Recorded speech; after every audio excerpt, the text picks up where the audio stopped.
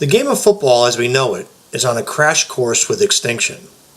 In this speech we will discuss just some of the numerous threats that may end the game of football as we know it today. Let's start with the most obvious, injuries. I played football for 9 years, and some 30 years later I still suffer from the effects of injuries I obtained during the time I played the game. This includes shoulder and chronic back problems. But the list goes on. Today's players suffer mostly knee injuries, shoulder injuries, back injuries, ankles, and of course the more serious spinal cord and concussions. There's also a lot of muscle aches and contusions which take place during the game of football. Regarding concussions, they have been in the headlines the most lately, and multiple lawsuits against the NFL has started to arise. Concussions were realized way back in the 1930s. There's documentation expressing concerns about concussions in sports, particularly football.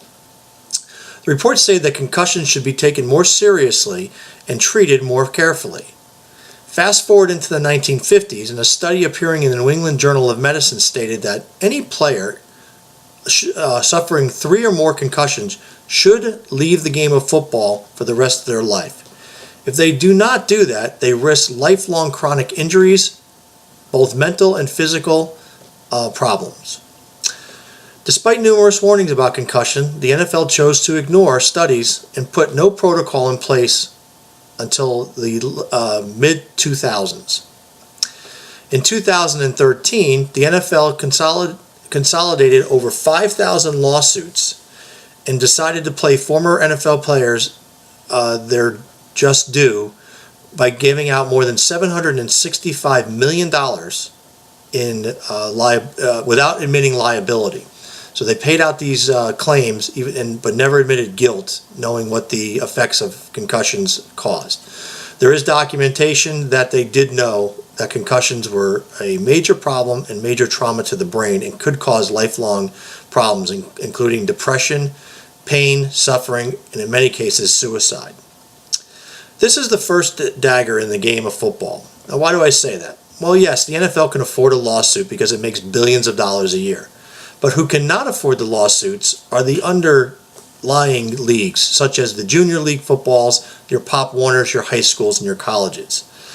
Furthermore, insurance companies are starting to not provide insurance to programs that offer the game of football. Without insurance, without liability insurance in particularly, programs cannot exist. I run the Little League program in my town, and the first thing we have to do every year is get our liability insurance. If we do not get it, we cannot be a league. This is what's happening in football.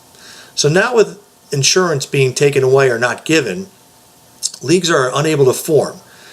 Since leagues are unable to form, kids are not playing as much football or not playing football at all. Therefore, the feeder system, which feeds the high schools and colleges and eventually the pros, is starting to dry up.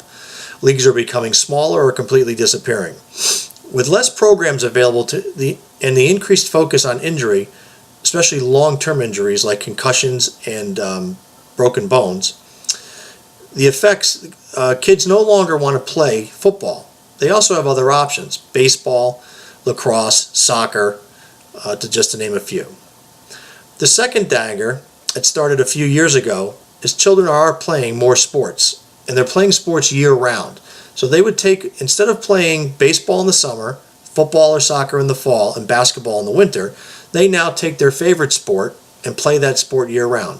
With indoor facilities, training, and other aspects available to them, they can now play one sport year-round, specialize in that sport, and therefore aren't required to play games, sports like football. Kids are honing in their abilities on these sports and specializing in these sports. Typically basketball and baseball are the two most popular. The final dagger is parents. Parents are starting to not allow their kids to play football. I know for years I talked my son out of playing, and for most parents will forbid their child from playing on the principles that they could get hurt. This then can cause a contagion effect, which means that one parent starts saying they don't want their kid to play, 2 parents start, so on and so forth. It grows and becomes almost epidemic, where parents take a stance that they're not going to let their kids play football. This is already starting to happen. So you say, okay, these are some fairly strong points, but again, the NFL is too big and too powerful and will never fail because of that. Well, here's some other thoughts. First, keep in mind that more than 40% of the Fortune 500 companies from the 1980s are no longer in business. These are the biggest of the big companies back then.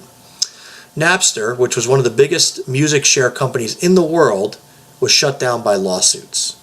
The big three automakers would have gone out of business a few years back if the government didn't come and bail them out. Companies like Sharper Image, Woolworths, Enron, Polaroid, Pan American Airlines, all gone. These again were companies at the top of their league. Football is at the top of the sports kingdom right now, but without the funding of insurance, without the feeder system of players, and without parents allowing their kids to play, the sport will slowly and eventually disappear. So in conclusion, football could disappear in our lifetime due to lawsuits and the downplaying of kids not going into the football programs. Thus, the inability to get insurance, forcing the feeder programs like high schools and colleges to be discontinued.